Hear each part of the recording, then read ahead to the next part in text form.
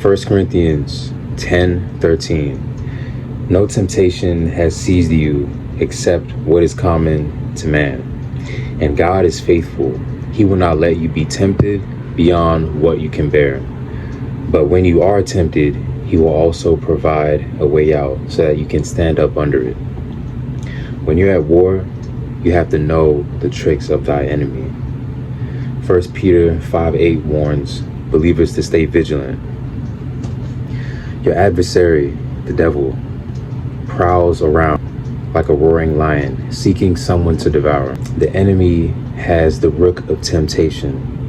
He's trying to tempt you in order to sin. The enemy also has the bishop of deception, trying to snipe you from the other side of the chessboard. He's trying to deceive you and tempt you to fall back into sin. But at the same time, however, you have to know what weaponry, what pieces you have to develop on your spiritual chessboard. For example, we have the rook of redemption, and that reminds us that we are saved through Jesus Christ. We have the sword of the Spirit, that is the Word. We're reminded to be in the Word daily. Having the sword of the Spirit will allow you to vanquish any attacks from the enemy. You also have the shield of faith. When you stay truly faithful to God, you'll be able to ward off any attacks, any temptation, any instruments of deception that the enemy will try to throw your way. Having faith will be that shield for you. Also have the helmet of salvation. You have to understand in your mind that you are saved through Christ Jesus and that you are loved. You also have the breastplate of righteousness. You have to understand in your heart that it is through the abundance of the heart in which the mouth speaks. You have to imagine your heart like a garden. Is your heart producing the fruits of the Spirit? Because at the end of the day, everything we gain in this life will rot and fall apart. At the end of it, the only thing that will remain is what is in your heart. So pay attention to how you're guarding the God in your garden. Because at first, in the beginning, God created man. He placed him in a garden. And in John 1, it says, in the beginning was the Word, and the Word was with God, and the Word was God. So as long as we keep the Word close to our hearts and in our hearts, God will be in our hearts. So that's why you have to keep guard. You have to continue to guard the God in your garden so that you can bear the fruits of the Spirit. Also have the greaves of haste. God tells us to flee from sin, not wrestle with it, not try to fight it. Because every time you try to fight it, what happens? You end up backsliding again. You end up slipping up again. You end up falling off the straight and narrow. But God tells us to flee from sin.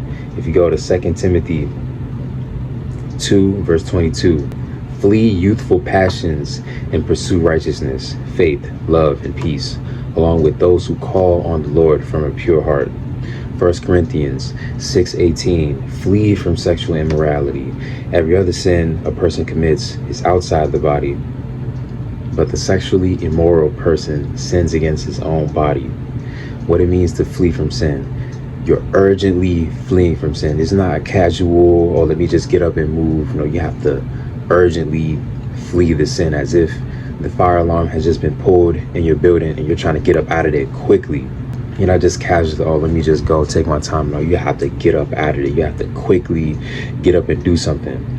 Whether that's getting up and going for a walk, going for a run, walking around your apartment building or house. If it's late at night, you have to get up, walk around your house, do some push-ups, do what you got to do in order to not sit in that temptation, not sit in that call to backslide into sin. You have to get up and move quickly with urgency. It's a desperate escape, not a casual departure. And I want to leave y'all with this, Ephesians 6:12, for we wrestle not against flesh and blood, but against principalities, against powers, against rulers of darkness of this world, against spiritual wickedness in high places. We have to keep the principles of the Prince of Peace, that is Christ, not practice the principles of the Prince of Darkness. God said, if you love him, you will keep my commandments. So we're in a spiritual war. You have to know the weaponry that God has equipped you with in order to fend off the attacks from the enemy. Because the flesh is weak, but the spirit is strong. We have to be able to lock in and have the spiritual discernment to see many of the things we struggle with, many of the vices we have. We try to overcome them with our own will, but it never works out. Can't resolve spiritual conflict through the flesh. You have to tap into the spirit. You have to tap into the weaponry and the armor, the spiritual weaponry and the armor that God has equipped you with. You have to know what's in your armory in order to put on that godly armor, in order to put on that shield of faith, in order to put on the breastplate of righteousness, in order to put on the shoulder pads of protection, in order for you to be protected. This journey won't be easy, and you won't be perfect, because only Christ is perfect. But at the same time, though, we are called to live Christ-like. We are called to live in a way that we're no longer a slave to our sin. And I pray for each and every one of you watching this for victory over sin in this new year, victory over iniquity, victory over the temptation to backslide into old habits that don't serve us, to backslide into vices that keep us bound to sin to the degree that we fall further and further away from God every day. So I hope this message inspires you. I hope this message encourages you to keep going on your journey, not to give up, because even when you fall short, you got to get back up and keep going, because the enemy wants you to think that when you do mess up, oh, it's over for you, oh, you'll never overcome this, or you'll never overcome that.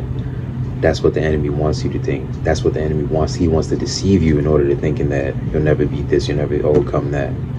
But that's a lie. That's a trick from the enemy.